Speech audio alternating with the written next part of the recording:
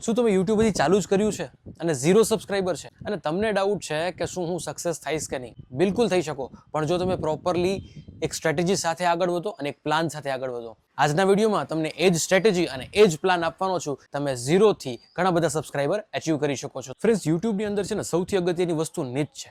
જી હા દોસ્તો, નીચ મતલબ કે વિષય, ટોપિક, કે આ ટોપિક ઉપર તમારું ચેનલ છે. તો સૌથી પહેલા કન્ફ્યુઝ થયા વગર તમારે એ ડિસાઇડ કરવાનું છે કે તમારી જે ચેનલ છે એ લોકોને શું આપશે. જો તમે બ્યુટીને રિલેટેડ વિડીયોઝ મૂકતા હોય તો તમે એ જ મૂકી રાખવાના છે. પછી તમે એવું કરો કે બ્યુટીના પણ મૂકો, કુકિંગના પણ મૂકો, ટ્રાવેલના પણ મૂકો. તો આ બધો ખીચડો એક ચેનલ ઉપર ભેગા કરશો તો તમે ક્યારેય ગ્રો નહીં થઈ શકો. બેસ્ટ વસ્તુ છે કે કોઈ પણ એક વિષય સિલેક્ટ કરો અને એક વિષય ઉપર આવનારા દિવસોમાં વિડીયો પોસ્ટ કરો. For example, mobile tips and tricks in Gujarati, ખાના ખજાના. આવી ઘણી બધી ચેનલ છે કે જે માત્ર એક જ ટોપિક ઉપર કામ કરતી હોય છે અને ખૂબ જ સક્સેસફુલ હોય છે. તો તમારે પણ જો સક્સેસ થવું હોય તો એક વિષય ઉપર વિડીયો બનાવવાના છે. તમારા પહેલા 30 વિડીયો લર્નિંગ ફેઝના છે. મિનિમમ તમારે 30 વિડીયો અપલોડ કરવાના છે. જે ઓડિયન્સ જે છે એને અન્ડરસ્ટેન્ડ કરવાની છે કે લોકો મારા કયા પ્રકારના વિડીયો જોવાનું વધારે પસંદ કરે છે, કયા વિડીયોમાં વધારે વ્યૂ આવ્યા છે, કયા વિડીયોમાં વધારે વોચ ટાઈમ આવ્યો છે. તો આ પ્રકારનું તમારે તમારા વિડીયોમાંથી લર્ન કરવાનું છે અને એને નેક્સ્ટ વિડીયોમાં એપ્લાય કરવાનું છે. તમારે તમારા વિડીયોનું શેડ્યુલ કરવાનું છે. વીકમાં 2 વિડીયો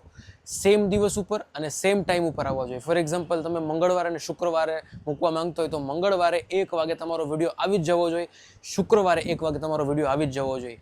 આમ કરવાથી લોકોને તમારા વિડીયોની ટેવ પડી જશે. તો આ સૌથી અગત્યની સ્ટ્રેટેજી છે. શોર્ટ્સ વિડીયો જેમ જેમ તમે મૂકતા જશો ને એમ તમારા સબસ્ક્રાઈબર વધવાના ચાન્સીસ ખૂબ જ વધી જતા હોય છે. પણ હા, એક વસ્તુનું ધ્યાન રાખવાનું છે કે શોર્ટ્સ વિડીયો જે મૂકો છો એ તમારા નીચ એટલે કે તમારા જે વિષય જે છે ને એને અનુરૂપ જ શોર્ટ્સ વિડીયો મૂકવાના છે, જેથી કરીને એમાં આવેલા સબસ્ક્રાઈબર તમારા લોંગ વિડીયોને પણ જોવે. બીજા કોન્ટેન્ટ ક્રિએટર છે, નાના હોય કે મોટા હોય, એની સાથે કોલેબોરેશન કરો. કોલેબોરેશન કરવાથી ક્રોસ પ્રમોશન થાય છે અને લોકો તમારી સાથે જોડાઈ જાય છે. જો વિડીયો ગમ્યો હોય તો લોકો સાથે શેર કરી દેજો અને આપણી ચેનલને સબસ્ક્રાઇબ કરી લેજો.